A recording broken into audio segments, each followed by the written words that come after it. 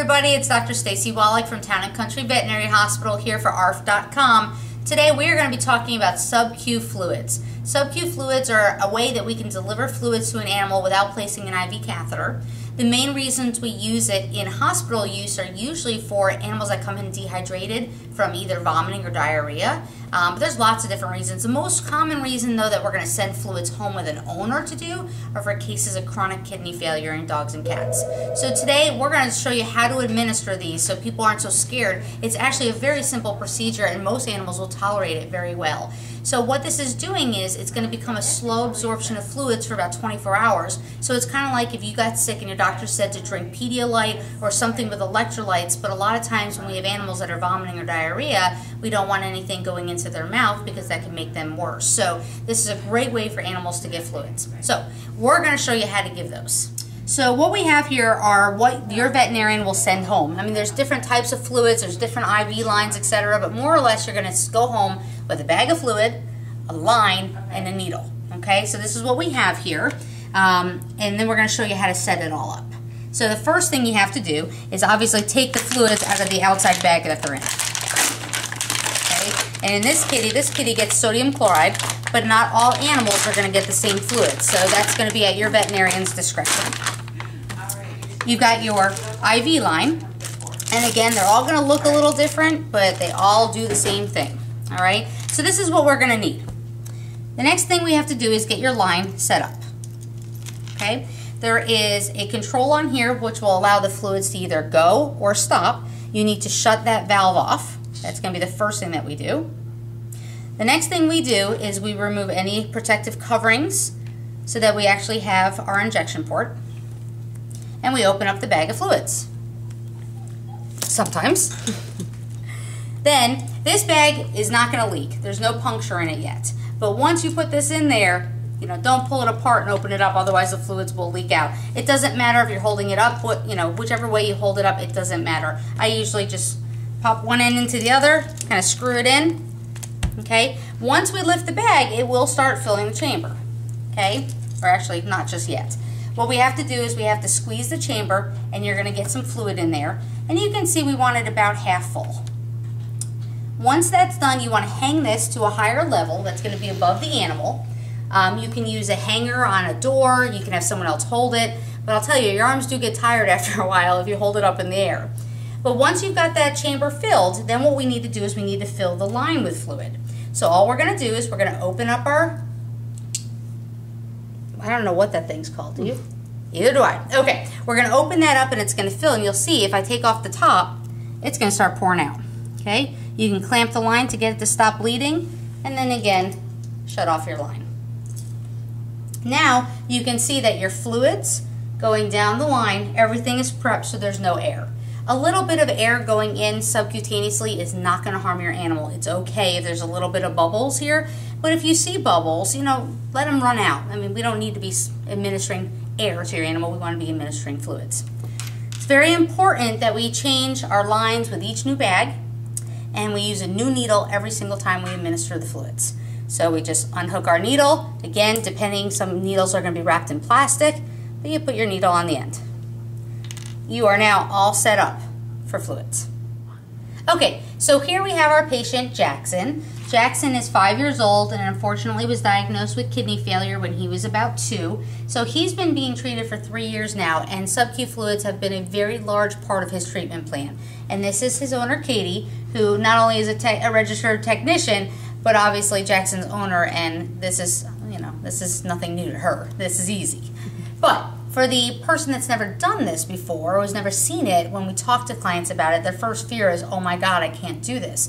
But this is actually a very easy procedure, and I would tell you 99% of my clients that I recommend this to are doing it with no problems at home. So, where do these go? When we give sub-Q fluids, we go anywhere in the nape of the neck back here, okay? There is nothing that you can hurt back here. Yes, there are some skin vessels that you can hit. There may be a little tiny bit of blood, but there's no major nerves or organs or anything that we have to worry about in this area right here. And I'll show you. Just kind of anywhere along this area. And you know, normally we try to go in the center of it, but if you're going to be doing sub-Q fluids multiple times a week, you kind of want to alternate so you're not poking in the same spot every day. You can go a little bit to the left, and then maybe once in the middle, and then to the right, just so they don't get really sore. These are not small needles that we use. We want to be able to administer a large amount of fluid. So you can see that is not a small needle, okay? But they're sharp, so they really don't seem to be bothered by them going in. Some animals are more bothered by it than others, and some animals will just sit there and don't even care. The next thing we're going to show you is how to prepare the skin for the injection. What we want to do is you want to lift the skin up, kind of tent the skin like this, and it kind of makes this A. And what you want to do is right in the base of that A, and I don't have the needle on right now, I'm just going to kind of show you, you kind of want to poke it right at the base of that, all right? And what that's allowing you to do is get it underneath the skin. Two things that can happen. One, you can go through and through, which is what we don't want to do, because then you're giving fluids to the outside of the body, and you'll know that right away because you'll see fluid dripping off of the cat. And if you do, you just can pull it back or you know, redirect, or maybe even just pull it out and redo it. The other thing that can happen is sometimes you can go a little too deep and kind of get that needle stuck in the muscle. Again, not going to hurt, but you're going to notice your fluids aren't going to go because it's stuck in the muscle. You want it between the space between the muscle and the skin. And then there's that open area that will absorb the fluid, and you're going to be good. So we're going to show you how Jackson's already getting a little antsy here. But again, we're going to lift up the skin, tent it a little bit. At the base of there, you want to do a quick poke, just like that. Okay, I know, Jackson, I know. The quicker you go, the better. All right? Once that's in, you can have someone else holding it.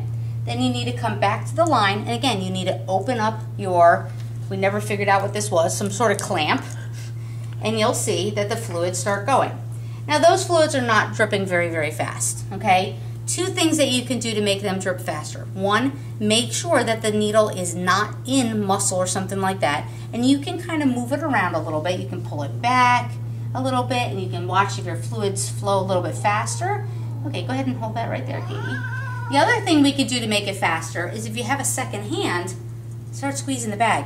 Now you can see how fast that's going. The faster you go, the quicker this is going to take.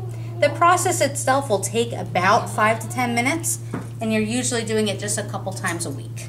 All right? So what we're going to do is we're going to go ahead and do these, and then when we're done, we'll get you back on the camera, and we'll show you what it looks like when we're all finished. So your veterinarian is going to tell you how much fluids to be administering your animal, and you can see in the bag, you can see each one of these lines, so 100 mils, 200 mils, 300 mils, and we tell Katie to give between 200 to 300 mils every couple days. So when we're done, when we get to that level, we turn our clamp off, okay, so that when we pull this out, the fluids don't go flying everywhere.